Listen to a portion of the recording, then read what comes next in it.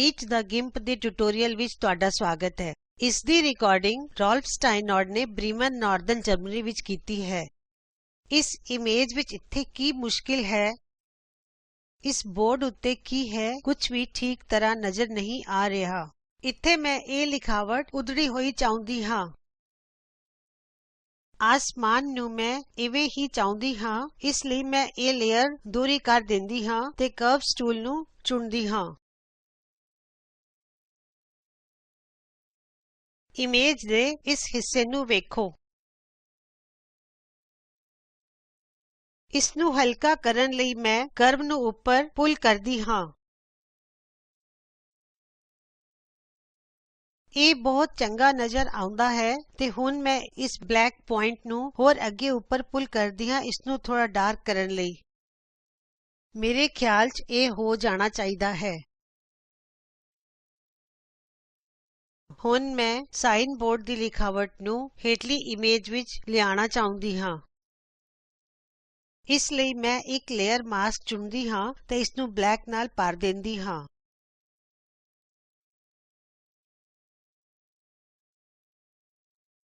ਹੁਣ ਮੈਂ ਆਪਣੀ ਪੁਰਾਣੀ ਇਮੇਜ ਤੇ ਵਾਪਸ ਆ ਗਈ ਹਾਂ ਤੇ ਲੇਅਰ ਮਾਸਕ ਤੇ ਕੰਮ ਕਰਦੀ ਹਾਂ ਜਿਸ ਦਾ ਬਾਰਡਰ ਵਾਈਟ ਹੈ। ਹੁਣ ਮੈਂ ਇੱਥੇ ਪੇਂਟ ਟੂਲ ਸਲੈਕਟ ਕਰਦੀ ਹਾਂ ਤੇ ਵਾਈਟ ਨੂੰ ਆਪਣੇ ਫੋਰਗਰਾਉਂਡ ਕਲਰ ਦੇ ਤੌਰ ਤੇ ਸਲੈਕਟ ਕਰਦੀ ਹਾਂ। ਮੈਂ ਇੱਕ ਬ੍ਰਸ਼ ਸਲੈਕਟ ਕਰਦੀ ਹਾਂ ਤੇ ਇਸ ਨੂੰ ਵੱਡਾ ਕਰਦੀ ਹਾਂ। ਹੁਣ ਮੈਂ ਲੇਅਰ ਮਾਸਕ ਤੇ ਪੇਂਟ ਕਰ ਰਹੀ ਹਾਂ। ਸ਼ਾਇਦ ਮੈਨੂੰ ਇਮੇਜ ਨੂੰ ਜ਼ੂਮ ਕਰਨਾ ਚਾਹੀਦਾ ਹੈ। ਇਹ ਜ਼ਿਆਦਾ ਚੰਗਾ ਹੈ। ਹੁਣ ਵਧੀਆ ਹੈ। ਤੁਸੀਂ ਉਹ ਕੀਜ਼ ਵੇਖ ਸਕਦੇ ਹੋ ਜੋ ਮੇਰੇ ਕੀ ਇੰਡੀਕੇਟਰ ਤੇ ਪ੍ਰੈਸ ਕੀਤੀਆਂ ਹੋਈਆਂ ਹਨ। ਇਹ ਹੋਰ ਵਧੀਆ ਦਿਖਦਾ ਹੈ। ਹੁਣ ਮੈਂ ਇਸ ਲੇਅਰ ਨੂੰ ਫਿਰ ਤੋਂ ਦੂਰੀ ਕਰਦੀ ਹਾਂ ਤੇ ਓਵਰਲੇ ਮੋਡ ਸਲੈਕਟ ਕਰਦੀ ਹਾਂ ਤੇ ਓਪੈਸਿਟੀ ਦੇ ਨਾਲ ਥੋੜਾ ਨੀਵੇਂ ਜਾਂਦੀ ਹਾਂ ਬੈਕਗਰਾਉਂਡ ਤੇ ਹੋਰ ਜ਼ਿਆਦਾ ਉਧੜਨ ਵਾਸਤੇ।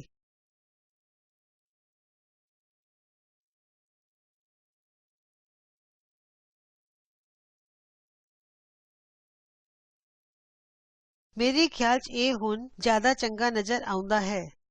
ਹੁਣ ਮੈਂ ਇਸ ਇਮੇਜ ਨੂੰ ਸੇਵ ਕਰਨ ਲਈ ਤਿਆਰ ਹਾਂ।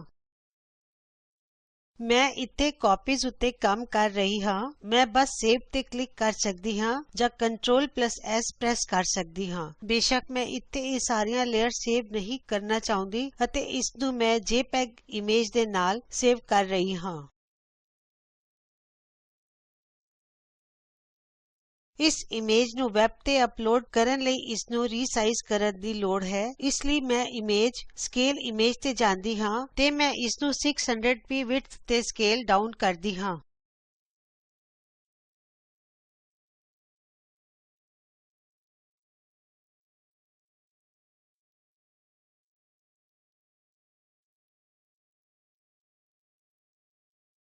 ਹੁਣ ਮੈਨੂੰ ਇਸ ਨੂੰ ਥੋੜਾ ਸ਼ਾਰਪਨ ਕਰਨਾ ਹੋਵੇਗਾ ਸੋ ਮੈਂ ਫਿਲਟਰਜ਼ ਐਨਹਾਂਸ ਸ਼ਾਰਪਨ ਤੇ ਜਾਂਦੀ ਹਾਂ।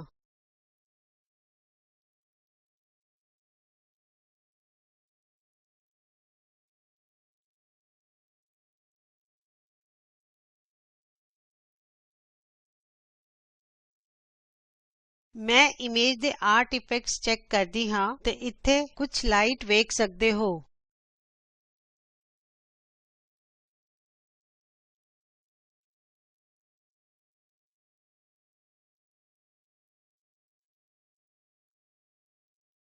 ਹੁਣ ਮੈਂ ਇਸ ਦੀ ਇੱਕ ਕਾਪੀ ਸੇਵ ਕਰ ਰਹੀ ਹਾਂ। ਮੈਂ ਇਸ ਨੂੰ ਸਮਾਲ ਨਾਉ ਨਾਲ ਸੇਵ ਕਰ ਲੈਂਦੀ ਹਾਂ। ਮੈਂ ਇਸ ਇਮੇਜ ਤੇ ਕੰਮ ਖਤਮ ਕਰ ਲਿਆ ਹੈ। ਐਡੀਟਿੰਗ ਕਰਨ ਵੇਲੇ ਤੁਹਾਨੂੰ ਹਮੇਸ਼ਾ ਦੋ ਗੱਲਾਂ ਯਾਦ ਰੱਖਣੀਆਂ ਚਾਹੀਦੀਆਂ ਹਨ। ਪਹਿਲਾ, ਅਗਰ ਤੁਸੀਂ ਇਮੇਜ ਦੇ ਇੱਕ ਹਿੱਸੇ ਨੂੰ ਬਦਲਣਾ ਚਾਹੁੰਦੇ ਹੋ ਅਤੇ ਬਾਕੀ ਸਭ ਨੂੰ ਬਰਕਰਾਰ ਰੱਖਣਾ ਚਾਹੁੰਦੇ ਹੋ ਤੇ ਲੇਅਰ ਦੀ ਇੱਕ ਕਾਪੀ ਬਣਾ ਕੇ ਉਹਦੇ ਵਿੱਚ ਬਦਲਾਵ ਕਰੋ ਅਤੇ ਇੱਕ ਲੇਅਰ ਮਾਸਕ ਲਗਾਓ।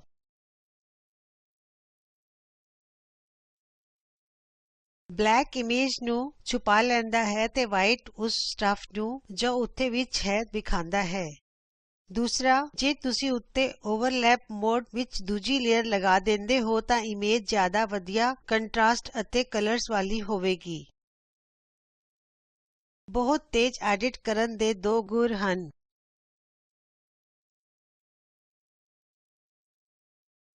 ਇਸ ਇਮੇਜ ਵਿੱਚ ਤੁਸੀਂ ਘੱਟ ਤੋਂ ਘੱਟ ਦੋ ਮੁਸ਼ਕਿਲਾਂ ਵੇਖ ਸਕਦੇ ਹੋ। ਪਹਿਲੀ, ਮੈਂ ਇਹਨਾਂ ਲੋਕਾਂ ਦੇ ਪੈਰ ਕੱਟ ਦਿੱਤੇ ਹਨ ਜੋ ਉੱਥੇ ਹੁੰਦੇ ਤਾਂ ਚੰਗਾ ਹੁੰਦਾ। ਅਤੇ ਦੂਜੀ ਮੁਸ਼ਕਿਲ ਹੈ ਕਿ ਇਹ ਇਮਾਰਤਾਂ ਇਮੇਜ ਉੱਤੇ ਡਿੱਗ ਰਹੀਆਂ ਹਨ ਕਿਉਂਕਿ ਮੈਂ ਕੈਮਰਾ ਉੱਪਰ ਵੱਲ ਰੱਖਿਆ ਸੀ।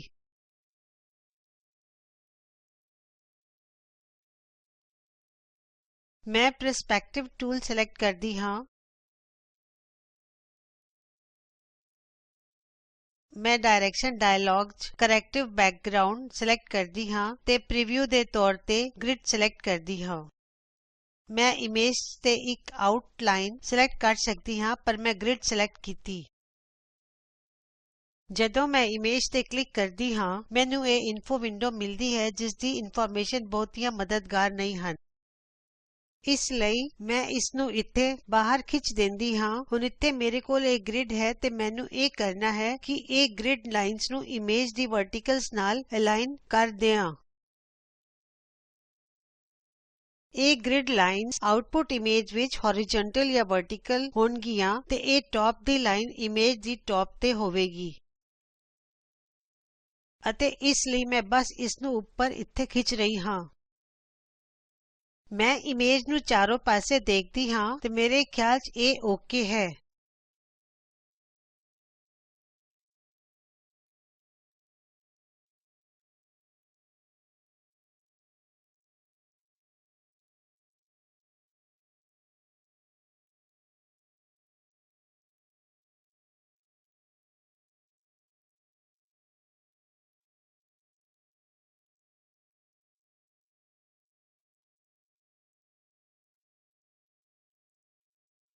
ਹੁਣ ਮੈਂ ਟਰਾਂਸਫਾਰਮ ਪ੍ਰੈਸ ਕਰਦੀ ਹਾਂ।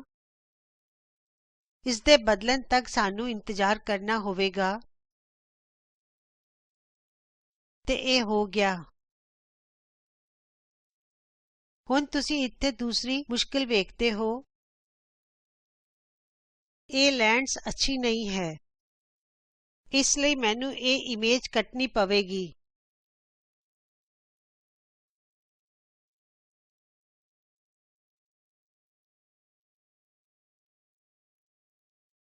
ਮੈਂ ਆਪਣੇ ਕ੍ਰੌਪ ਟੂਲ ਤੇ ਜਾਂਦੀ ਹਾਂ।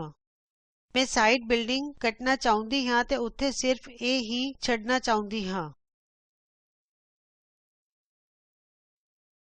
ਇਹ ਕੁਝ ਸਕੁਆਇਰ ਦਿਸਦੀ ਹੈ ਇਸ ਲਈ ਮੈਂ ਫਿਕਸਡ ਐਸਪੈਕਟ ਰੇਸ਼ਿਓ ਤੇ ਕਲਿਕ ਕਰਦੀ ਹਾਂ ਤੇ ਇਸ ਨੂੰ 1 by 1 ਹੀ ਰਹਿਣ ਦਿੰਦੀ ਹਾਂ। ਹੁਣ ਮੇਰੇ ਕੋਲ ਸਕੁਆਇਰ ਕ੍ਰੌਪ ਹੈ। ਲੋਕਾਂ ਨੂੰ ਇਮੇਜ ਵਿੱਚ ਰੱਖਦਿਆਂ ਹੋਇਆਂ ਮੇਰੇ ਖਿਆਲ ਚ ਇਹ ਕ੍ਰੌਪ ਕੰਮ ਕਰਨੀ ਚਾਹੀਦੀ ਹੈ। ਇਸ ਉੱਤੇ ਕਲਿਕ ਕਰੋ ਤੇ ਇਹ ਹੋ ਗਈ।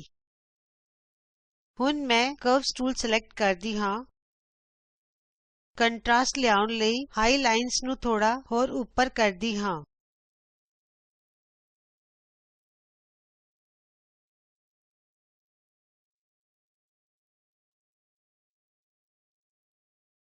ਹੁਣ ਇਹ ਇਮੇਜ ਖਤਮ ਹੋ ਗਈ। ਇਹ ਅਗਲੀ ਇਮੇਜ ਹੈ। ਇਸ ਲਈ ਇਸ ਇਮੇਜ ਨੂੰ ਕੀ ਕਰੀਏ?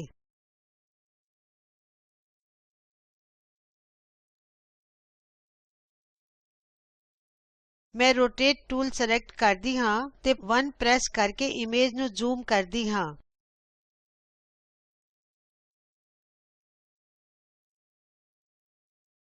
ਇੱਥੇ ਮੈਂ ਇਮੇਜ ਦੇ ਮੱਧ ਵਿੱਚ ਇੱਕ ਚੰਗਾ ਵਰਟੀਕਲ ਸੈਕਸ਼ਨ ਲੱਭਦੀ ਹਾਂ ਤੇ ਡਾਇਰੈਕਸ਼ਨ ਲਈ ਮੈਂ ਕਰੈਕਟਿਵ ਬੈਕਵਰਡ ਰੋਟੇਸ਼ਨ ਸਿਲੈਕਟ ਕਰਦੀ ਹਾਂ।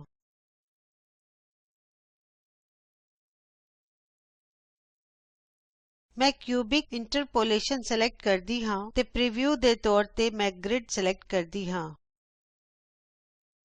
ਹੁਣ ਮੈਂ ਗ੍ਰਿਡ ਲਾਈਨਜ਼ ਲਿਆਉਣ ਲਈ ਇਮੇਜ ਤੇ ਕਲਿਕ ਕਰਦੀ ਹਾਂ ਅਤੇ ਇਹਨਾਂ ਲਾਈਨਜ਼ ਨੂੰ ਹਾਊਸ ਦੀ ਵਰਟੀਕਲ ਸਟਰਕਚਰ ਨਾਲ ਅਲਾਈਨ ਕਰਦੀ ਹਾਂ। ਮੇਰੇ ਖਿਆਲ 'ਚ ਇਹ ਹੀ ਹੈ। ਇਹ ਛੋਟੀ ਵਿੰਡੋ ਇੱਥੇ ਖੁੱਲੀ ਹੈ ਜੋ 2.90 ਡਿਗਰੀ ਵਿਖਾਉਂਦੀ ਹੈ ਤੇ ਰੋਟੇਟ ਤੇ ਕਲਿਕ ਕਰਦੀ ਹਾਂ ਤੇ ਫਾਈਨਲ ਨਤੀਜੇ ਦੀ ਇੰਤਜ਼ਾਰ ਕਰਦੀ ਹੈ। ਇੱਥੇ ਇਹ ਹੈ। ਇਹ ਜ਼ਿਆਦਾ ਵਧੀਆ ਦਿਖਦੀ ਹੈ। ਤੁਸੀਂ ਇੱਥੇ ਬਹੁਤ ਖਰਾਬੀਆਂ ਵੇਖ ਸਕਦੇ ਹੋ ਤੇ ਮੈਨੂੰ ਇਹਨਾਂ ਨੂੰ ਠੀਕ ਕਰਨਾ ਚਾਹੀਦਾ ਹੈ ਪਰ ਹੁਣ ਮੈਂ ਇਹ ਇਮੇਜ ਕ੍ਰੌਪ ਕਰ ਰਹੀ ਹਾਂ।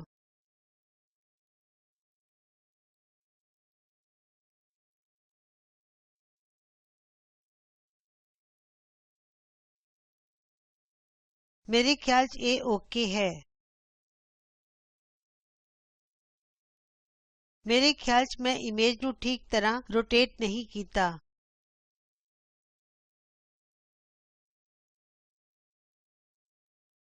ਮੈਂ ਬਹੁਤਾ ਰੋਟੇਟ ਨਹੀਂ ਕੀਤਾ ਤੇ ਮੈਂ ਠੀਕ ਸਪੌਟ ਵੀ ਸਿਲੈਕਟ ਨਹੀਂ ਕੀਤਾ।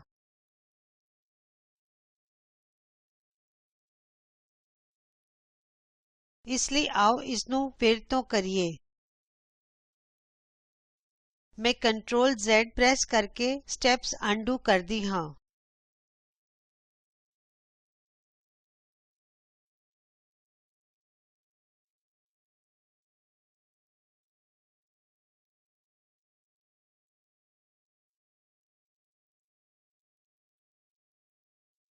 ਮੈਂ ਰੋਟੇਟ ਟੂਲ ਫਿਰ ਤੋਂ ਸਿਲੈਕਟ ਕਰਦੀ ਹਾਂ।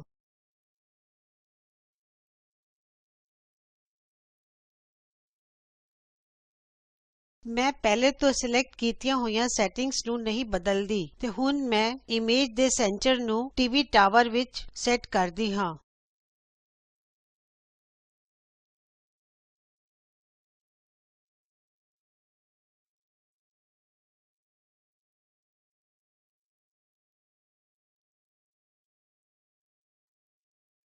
ਤੇ ਹੁਣ ਬਸ ਇਸ ਨੂੰ ਟੀਵੀ ਟਾਵਰ ਨਾਲ ਅਲਾਈਨ ਕਰ ਰਹੀ ਹਾਂ। ਟੀਵੀ ਟਾਵਰ ਇਮੇਜ ਦਾ ਪ੍ਰਧਾਨ ਹਿੱਸਾ ਹੈ ਇਸ ਲਈ ਉਹ ਹੀ ਸਿੱਧਾ ਨਹੀਂ ਹੋਵੇਗਾ ਤੇ ਇਮੇਜ ਵੀ ਸਿੱਧੀ ਨਹੀਂ ਲੱਗੇਗੀ।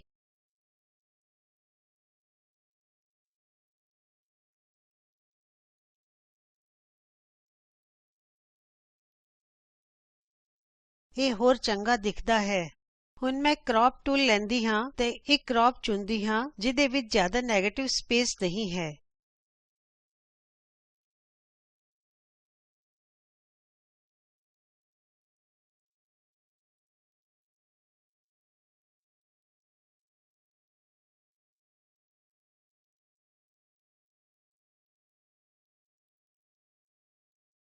ਇਮੇਜ ਵਿੱਚ ਹੋਰ ਕੰਟਰਾਸਟ ਲਿਆਉਣ ਲਈ ਇੱਕ ਆਖਰੀ ਚੀਜ਼ ਸ਼ਾਇਦ ਹੋਰ ਕਰਵਸ ਦੀ ਹੈ।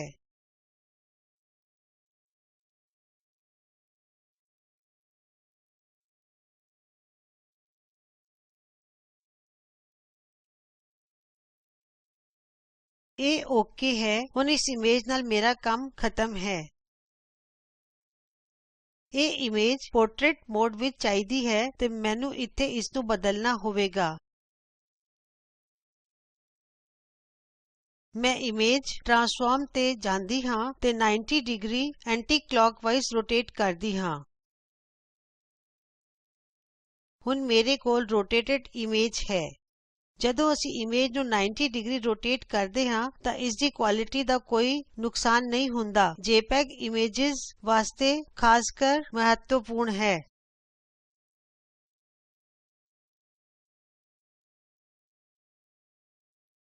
ਹੁਣ ਇਸ ਇਮੇਜ ਵਿੱਚ ਥੋੜਾ ਹੋਰ ਕੰਟਰਾਸਟ ਲਿਆਈਏ। ਮੈਂ ਇਸ ਲਈ ਕਰਵ ਟੂਲ ਦੀ ਵਰਤੋਂ ਕਰਦੀ ਹਾਂ। ਤੁਸੀਂ ਲੈਵਲ ਟੂਲ ਜਾਂ ਹੋਰ ਦੂਸਰੇ ਵਰਤ ਸਕਦੇ ਹੋ ਪਰ ਮੇਰੇ ਖਿਆਲ 'ਚ ਮੇਰੇ ਵਾਸਤੇ ਕਰਵ ਟੂਲ ਹੀ ਬੈਸਟ ਹੈ। ਇਸ ਉੱਤੇ S ਕਰਵ ਲਗਾਓ ਤੇ ਮੇਰੇ ਖਿਆਲ 'ਚ ਇਹ ਪੂਰਾ ਹੋ ਗਿਆ ਹੈ। ਇਸ ਲਈ ਮੈਂ ਇਮੇਜ ਨੂੰ ਸੇਵ ਕਰ ਲੈਂਦੀ ਹਾਂ।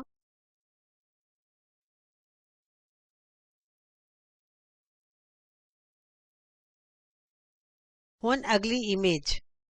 ਇਹ ਸਭ ਇਕੱਠਾ ਕਰਨ ਲਈ ਤੁਹਾਡੀ ਇਮੇਜਸ ਦੀ ਤੇਜ਼ ਐਡੀਟਿੰਗ ਲਈ ਤੁਹਾਨੂੰ ਕੁਝ ਬੇਸਿਕ ਟੂਲ ਚਾਹੀਦੇ ਹਨ। ਪਹਿਲਾ ਰੋਟੇਟ ਟੂਲ। ਕਰੈਕਟਿਵ ਮੋਡ ਦੀ ਵਰਤੋਂ ਕਰੋ ਤੇ ਗ੍ਰਿਡ ਦੀ ਪ੍ਰੀਵਿਊ ਦੇ ਤੌਰ ਤੇ ਅਤੇ ਗ੍ਰਿਡ ਨੂੰ ਵਰਟੀਕਲ ਜਾਂ ਹੌਰੀਜ਼ੌਨਟਲ ਨਾਲ ਅਲਾਈਨ ਕਰੋ। ਫਿਰ ਲਾਈਨਾਂ ਨੂੰ ਟੇਢਾ ਕਰਨ ਲਈ ਤੁਹਾਨੂੰ ਪਰਸਪੈਕਟਿਵ ਟੂਲ ਦੀ ਜ਼ਰੂਰਤ ਹੈ। ਫਿਰ ਤੋਂ ਕਰੈਕਟਿਵ ਮੋਡ ਅਤੇ ਗ੍ਰਿਡ ਦੀ ਵਰਤੋਂ ਕਰੋ ਤੇ ਗ੍ਰਿਡ ਨੂੰ ਵਰਟੀਕਲ ਤੇ ਹੋਰੀਜ਼ੋਂਟਲ ਨਾਲ ਅਲਾਈਨ ਕਰੋ।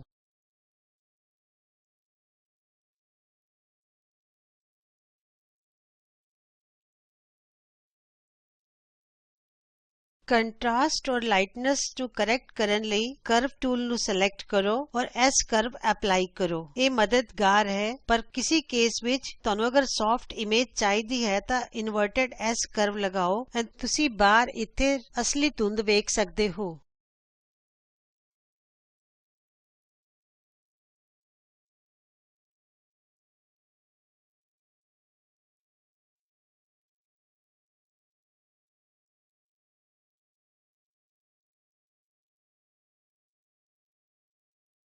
ਇਮੇਜ ਟਰਾਂਸਫਾਰਮੇਸ਼ਨ ਮੇਨੂ ਤੇ ਜਾਓ ਜਿੱਥੇ ਤੁਸੀਂ ਇਮੇਜ ਰੋਟੇਟ ਕਰ ਸਕਦੇ ਹੋ ਅਤੇ ਆਉਟਪੁੱਟ ਸਾਈਜ਼ ਮਾਪ ਸਕਦੇ ਹੋ।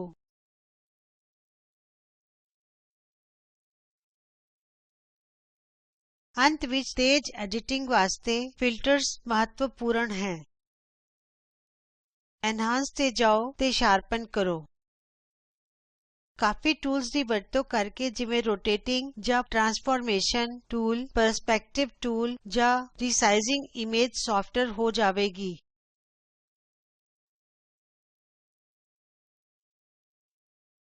ਅਤੇ ਸ਼ਾਰਪਨਿੰਗ ਨਾਲ ਤੁਸੀਂ ਇਸ ਨੂੰ ਰੀਡੂ ਕਰ ਸਕਦੇ ਹੋ। ਤੁਹਾਨੂੰ ਲੇਅਰਸ ਨਾਲ ਜਾਣ ਪਹਿਚਾਣ ਹੋ ਜਾਣੀ ਚਾਹੀਦੀ ਹੈ। ਪਹਿਲੇ ਲੇਅਰ ਨੂੰ ਡਬਲ ਕਰੋ ਤੇ ਉਦਾਹਰਨ ਲਈ ਇਹ ਚੈੱਕ ਕਰੋ ਕਿ ਓਵਰਲੇ ਮੋਡ ਅਤੇ ਦੂਸਰੇ ਮੋਡਸ ਤੇ ਕੀ ਹੁੰਦਾ ਹੈ। ਖੋਜ ਕਰਨ ਲਈ ਹੋਰ ਬਹੁਤ ਕੁਝ ਹੈ ਤੇ ਮੈਂ ਫੇਰ ਕਿਸੇ ਵੇਲੇ ਉਹ ਕਵਰ ਕਰਾਂਗੀ। ਤੁਸੀਂ ਵੇਖਦੇ ਹੋ ਕਿ ਹਰ ਵਾਰੀ ਮੈਂ ਲੇਅਰ ਮੋਡ ਬਦਲਦੀ ਹਾਂ ਮੈਨੂੰ ਪੂਰੀ ਵੱਖਰੀ ਇਮੇਜ ਮਿਲਦੀ ਹੈ। ਤੇ ਜੇ ਤੁਸੀਂ ਇਮੇਜ ਦਾ ਸਿਰਫ ਇੱਕ ਹਿੱਸਾ ਬਦਲਣਾ ਚਾਹੁੰਦੇ ਹੋ ਤਾਂ ਇੱਕ ਲੇਅਰ ਮਾਸਕ ਐਡ ਕਰੋ ਤੇ ਉਹ ਸਟੱਫ ਜੇ ਤੁਸੀਂ ਇਮੇਜ ਵਿੱਚ ਦੇਖਣਾ ਚਾਹੁੰਦੇ ਹੋ ਵਾਈਟ ਨਾਲ ਭਰ ਦਿਓ।